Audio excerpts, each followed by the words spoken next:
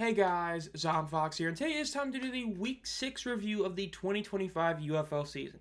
Now, this week was one that was pretty much a peaks and valleys sort of week, right? We had a couple TV ratings that were pretty solid, a couple attendance that were pretty solid, a couple that were pretty bad in both, as well as the games. We had a couple really close games, and two blowouts, with one of them being one we just didn't see coming.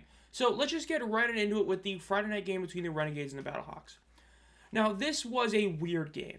Now, this wasn't nearly as rough a watch as, let's say, the Stallions Renegades. Whereas that game was just like you lost brain cells watching that game. This one wasn't that level. This was one where it very much felt like you had two defenses that just were better than the offenses, right? This continued the whole trend of Prez not being his self from last year, and Duggan reverted back to that form we saw in that previous matchup against the Renegades. Both pass rushes did a great job. We saw 8.5 total sacks. Well, obviously the UFL stats are pretty messed up, but we saw about 8 sacks overall in this game and a lot more TFLs. When you're hitting over double-digit TFLs, you know that this is a game where it's a defense versus defense showdown. Both teams had a lot of instances where choices almost cost them the game. Both teams, especially the Renegades, had chances to kick field goals and chose not to. The Renegades, of course, Bob Stoops iced his own kicker. They had a touchdown in the opening drive, got reviewed. Pretty obvious the dude stepped out of bounds, the receiver. And then Stoops, for some reason, was going to challenge that he didn't, even though it got reviewed. And so he iced his own kicker, who made the kick, but because Stoops tried to challenge it, he ended up missing it in the next attempt. So that hurt him in the end. Overall, though, St. Louis just outplayed Arlington for the most part. The fact is, Jacob Sailors, even though once again in his stat-wise wasn't the most insane player, he's still easily like the best running back in the league right now. And he did outplay Dede Hunter. Dede Hunter had a long rush and still got beaten average. It's that kind of thing, right? The ground game for the Renegades, people like to think it's better than it really is because of Kalen Ballage being up there in a lot of stats, but they forget the only reason he's up there is because that 77-yard rush he had in week 1. You eliminate that rush, the Renegades really don't have any great running back on their roster, or even really a good running back. Add that with the fact that Perez and that offensive receiving corps just have been a disappointment this season, as well as the pass blocking. Not a shock to see them lose this game. St. Louis got the W, huge win for them. It now puts them at 4-2, Renegades at 3-3, and brings them back to being even on the season, 1-1 against the Renegades. Now, the second game was the Roughneck Showboats in what was game of the week. Insanely close game. Both teams pretty much showed why they are playing the quarterback they're playing. Both teams showed their QB3 overall as most consistent player. Now, I've talked about it before in power rankings. The difference between a guy like Jalen McClendon and Dresser Wynn is McClendon is just overall the best QB in the roster, whereas Dresser Wynn is just the least inconsistent in a sense that he is not as good at his best as guys like T. Will or E.J. Perry, but he doesn't have those awful lows that those two guys bring on a weekly basis, which was shown in this game. Yes, he had the interception, but overall, his stat line is a pretty solid stat line. Now, was it as good as McClendon? No, it wasn't. McClendon is an insanely accurate passer. His incompletions, a couple of them were just because he was throwing the ball too hard to running backs, in that little 3-yard pass area. So you could easily have added an extra 2 completions had he have not done that. Overall, though, this was an insanely close game. Memphis almost was able to pull off the comeback. Again, not a real huge comeback, but, they were down a touchdown in the fourth quarter and did get 6 points, but were not able to get enough to actually win the game. Overall, stat-wise, it was pretty close, except for the fact that Houston had a lot less overall yardage, but they didn't turn the ball over. Memphis did turn it over twice. Turnovers, of course, they're just like the red zone efficiency. That is usually what wins you or loses you a game. Houston didn't turn it over. That's why they've been playing McClendon. He is a much safer player with the ball, whereas the Showboats, they had a fumble, they had an interception, and guess what? It cost them, and the Roughnecks won. And all of a sudden, they're 3-1 in their last 4 games and are looking a lot better than teams like DC and Arlington, who have looked to be pretty much going downhill the last few weeks. So, big win for Houston. They're now at 3-3. They are right back in the USFL conference race. They already were, and even though, of course, the Panthers and Stallions did win, they're still right behind them, forcing them to win games. Now, speaking of the Panthers-DC game. This was a rough one. DC got annihilated. Yes, they did put up an overall decent amount of yardage, but there's a reason why Bryce Perkins was at most number 5 on trending on Twitter. That's because he was dominating this DC team. He had so many big plays. He made this DC defense look bad. Look, I've seen some people online not fully get it. DC has allowed more points in every single game this season, week 1 to week 2 to week 3 to week 4 to week 5 to week 6. They're allowing more and more and more points. This team is trending very much down. Their ground game is still poor. Deion Jackson, this was probably the best overall performance by a running back on this year for them, and it still wasn't the most insane. It was still good, but again, eliminate the long 9-yard rush.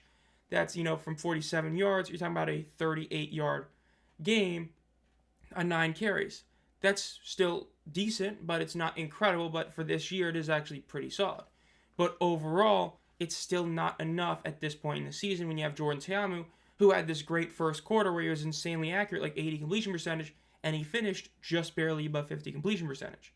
Look, people seem to act like completion percentage isn't the end-all be-all for a quarterback. It is a big deal, because if you're throwing incompletions, those are plays where you are not gaining a single yard. So when you have a guy like Ta'amu, who's routinely throwing the ball around 35 to 40 times and missing about half of them, you're getting about 17 to 20 missed throws every single game. Those are 17 to 20 plays that they're gaining 0 yards on. And it hurt them in this one. One team just hit 50% on third down conversions. One team was just barely better than that. Difference is that team that was just better than that only had to do 7 of them because they kept gaining yardage. Their ground game was incredible. Toa Taua was great. Bryce Perkins was great. Even Nate McCreary, yes, he had the one long rush. His overall rushing yard was not as great. But even then, he was much better than, let's say, Ta'amu in this game or Abram Smith in this game. So the third best rusher for the Panthers was better than the second best rusher for DC. No wonder one team dominated in this one. You had Perkins be just insane. This is another instance of him having arguably the single best game by a quarterback this season. He had 3 total touchdowns, had 70-plus yards on the ground, had almost 200 in the air. He averaged more, not 10 yards per completion. He averaged more than 10 yards per attempt. That means you had an incredible game. This one was a blowout. This one was one team proving themselves. The Panthers had not beaten a legit team. They'd only beaten the Showboats and the Brahmas. They needed this win, and it's why they became the number 1 team to pretty much most people. Because this was the game we haven't seen from them. They got it done in the first game. Perkins was the full-time starter, full-time player without it being because of injury. So, massive win for Michigan. Birmingham versus San Antonio. This was probably one of the least talked about games heading into it and even afterwards. It was exactly what we expected. I actually thought it was going to be closer than it was. This was a 26-3 blowout. Technically not as bad as the 27-3 blowout the Brahmas took against Houston, but look, Birmingham, both Cookis and Peasley took some hits in this game. They're both a bit banged up. They're probably going to be in the injury report. So we might see Jamar Smith play. We might see them get their, 5th quarterback's action this year. Overall, not much to really say. Kevin Hogan looked okay. He wasn't terrible. He wasn't great, but he wasn't terrible. He had the 1 interception, but overall, 17-26 for 190. And there was that huge drop pass as well in the game that would have helped his stats out immensely. Ground game, absolutely non-existent. Did absolutely nothing. Corbin literally did nothing on the ground. This whole team, the Brahmas are not what they were last year. The defense has fallen off a cliff compared to what they were last year. And even the offense, it's just not good this year. They had their 2 weeks, the first 2 weeks under Party. But once you've seen that team, it's like I warned about with Doug and other things, you got to give it 3 weeks. That third week, you now had 2 weeks of knowing what this new offense was. And since then, it's just been terrible. They've had 2 decent weeks. The rest of the season, they've been getting blown out. They're not losing. They've been getting blown out. The first 2 weeks of the season, terrible. Last 2 weeks, even worse. So, that's this game. Now, attendance. Once again, a mixed week of attendance. Now, the reason it's mixed and you can't necessarily say terrible is because of Michigan. Michigan, once again, for the 3rd time this season, has broken their all-time record in this modern era of attendance. They broke it in week 2 when they hit 10K, and they broke it in week 3 and they barely hit 11,000. They just hit 11,650. That breaks the record again. It is insane to see them do this, but again, it's a fun team. You had the Jake Bates effect, and now you have the Bryce Perkins effect. You have this guy that people are talking about legitimately with Bryce Perkins and how incredible he's been. If you're able to watch him live, you're going to go. So they might break it again. If they break it again and have 4 of their 5 games be breaking the record, and the only game they didn't was when it was their 3rd straight home game, damn, that's impressive. Birmingham. It is still disappointing when you consider how good this team is, sure. But objectively speaking, this is a pretty good number. This is another one of those numbers that I was hoping to see, but wasn't for sure if it was going to happen. Second straight home game, you actually improved by 500 despite you playing the Brahmas in a game that really not many people cared about. In terms of hype for the game, this game probably had the least amount of hype of any game this season. I saw basically no one talking about this one heading into the matchup because it wasn't like, with Birmingham just getting upset by Memphis, no one really was expecting them to get upset again. So it kind of wasn't what people talked about. So that game, okay. Now St. Louis. Yes, this is the first time in the UFL they have breached under 30K. The one asterisk, and this is one of the few times where there's a legit asterisk. You had the St. Louis Blues hosting a playoff game, which was in a sold-out crowd of like 18K. And you had the Cardinals playing a home game at the same time that also had like 30-ish thousand. Overall, or like 20K. All in all, the three games ended up combining for like 72,000 people in attendance. Yeah, if you're the Battlehawks, you're going to get screwed over there. It was clear in the broadcast this was their weakest game in attendance, but it's not really surprising. Overall, St. Louis hasn't been as good as they were last year, even if you eliminate the incredible first game they had last year. But part of that is scheduling. Part of it is just the fact that the season ticket renewals has definitely taken a toll on them a little bit. But again, that's not a terrible number. That's still a very impressive number when you consider how many people showed up to the other two games. And even when we'll get to the TV rating, it being as good as it was despite that, pretty big deal. So give a lot of credit to St. Louis still being solid. Houston, nothing good to say. We'll talk about this at the end or after the season, but Houston and Memphis, and Houston because of this week, are now entering that question of should they relocate. 4,100 is an inexcusable number, especially for Houston. This isn't Memphis where we're at this point where it's like, we expect it to be bad. The Roughnecks, the whole thing was they needed to go back to TDEC. That's what so many fans in Houston said.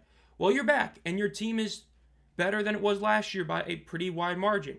Yet you had less than 4,500 people show up. I was going to say 4,000, but let's call it like it is. In the stands, this game was the single worst instance of the tickets distributed versus in-person attendance since the championship game. There was legitimately less than 1,000 people in the stands. Let me rephrase that.